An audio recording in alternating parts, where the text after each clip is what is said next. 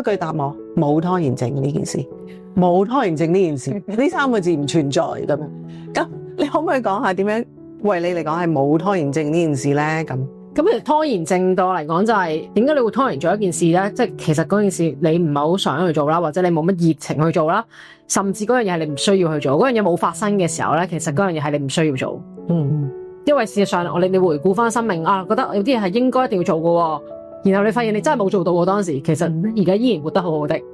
所以冇做嗰樣嘢唔需要做嘅。然後另一個角度去睇咧，就係點解我哋會拖延咧？就好明顯嗰樣嘢其實我哋嘅熱情未到啊。你根本未去想做嗰件事，咁咪自然冇發生嗰樣嘢。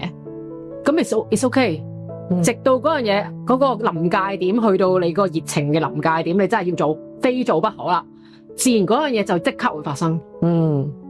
所以翻返去你嗰個啱啱再前少少講個 meaning making 嗰樣嘢，就係你揾到嗰樣嘢嘅 meaning，點解要做嗰樣嘢嘅時候，嗰樣嘢係叮一聲自然即刻發生。